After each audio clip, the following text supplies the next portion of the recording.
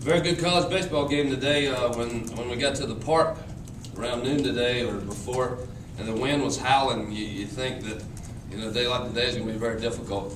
To make a few plays in the outfield, it could be tough on the pitchers, and it ended up being a 4-3 game, and sometimes you just don't get what you expect. And I thought Colby Holmes gave us a quality start. He battled.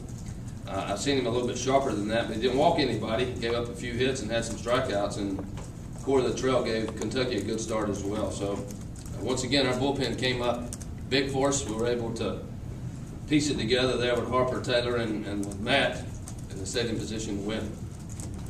Questions? Ray, in the 10th, did you tell Adrian to go ahead and take off for third as a design, or did he just kind of jump the gun and do it himself? Adrian, he's probably got as much savvy about this game as anybody I've ever coached, really. And he sees a situation, he'll capitalize, and the only thing we can do is stop him.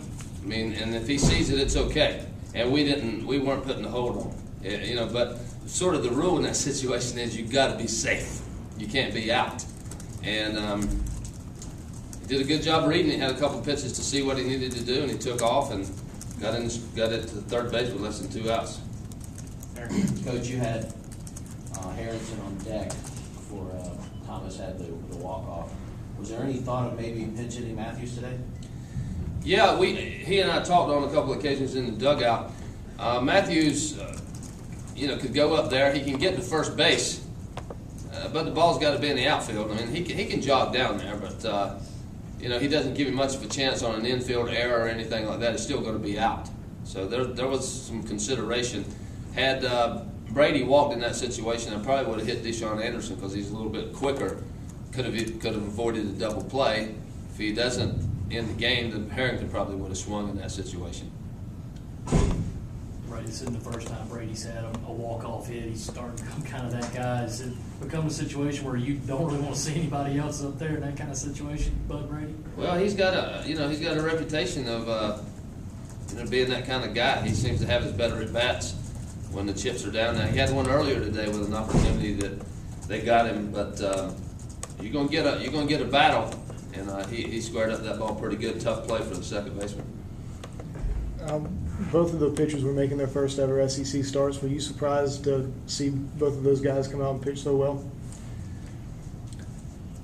Probably not surprised because they're quality pitchers. But with the wind conditions as they were, that went through my mind today for both pitchers. This is their opportunity, and now they got to pitch in a situation where balls could get out of the park pretty easy. It didn't happen, so you got to give them credit. I thought they both did a very nice job as starters today.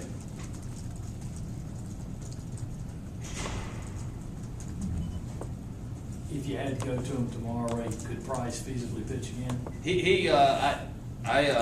I saw him on the way in, and I said, looks like we're going to have to give you tomorrow off. And he said, not so fast. But it's very unlikely. But he's in good shape, and, did not throw a lot of pitches again today. What was it, 20-something, Andrew?